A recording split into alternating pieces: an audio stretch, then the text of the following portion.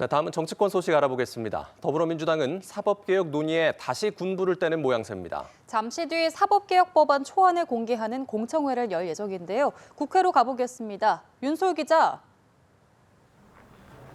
네, 국회입니다. 잠시 뒤인 오후 2시 더불어민주당은 이른바 사법행정 정상화를 내걸고 법원행정처 폐지 등의 내용을 담은 법안 초안을 공개합니다. 전관예우 근절과 비리법관 징계 실질화, 또 판사회의 실질화 등 사법부 개혁 내용들이 포함될 거로 보입니다.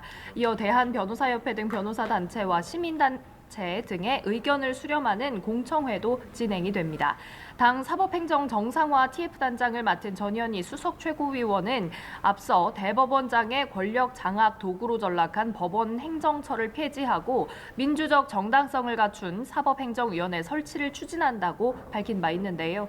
이 사법행정의 본질에는 침해가 없도록 위헌 소지가 없도록 디자인하고 있다고 설명했습니다. 앞서 민주당 지도부는 이재명 대통령의 순방 성과가 가려지지 않게 개혁 과제들을 물밑에서 조용히 추진한다는 방침이었습니다. 순방 일정이 막바지에 접어든 것과 맞물려 사법개혁에 대한 지지층의 요구가 커지자 당에서 내란 전담 재판부 설치와 같은 개혁안을 의제로 띄우는 등 기류가 달라지는 모습입니다. 어제 김병기 원내대표가 직접 나서서 사법개혁을 차질 없이 추진하겠다. 또 내란 전담 재판부는 국민의 명령이다라고 밝힌 것도 같은 맥락으로 풀이가 됩니다. 네, 국민의힘 상황도 짚어보죠. 오늘도 지방순회를 하면서 여론전에 집중하고 있다고요? 네, 그렇습니다. 국민의힘 지도부 경북 구미를 찾았습니다. 연일 지역을 돌면서 대장동 항소 포기 국정조사와 이재명 대통령 관련 재판 재개를 촉구하는 등 여론전에 집중하는 모습입니다. 장동혁 대표는 부산과 울산, 경남 창원에 이어서 네 번째로 텃밭인 구미를 방문해서 지지층 규합에 총력을 기울이는 모습입니다.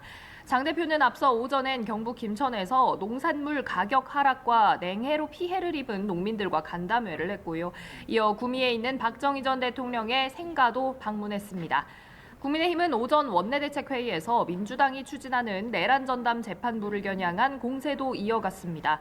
유상범 원내 운영수석 부대표는 내란 전담 재판부 설치는 법률이 정한 법관을 규정한 헌법 제27조를 정면으로 위반하는 시도라면서 사법부의 독립을 지켜야 한다는 더 큰 국민의 명령에는 귀를 닫는 이유는 오직 이재명 대통령을 지켜야 한다는 맹목적인 방탄밖에 없다고 직격했습니다.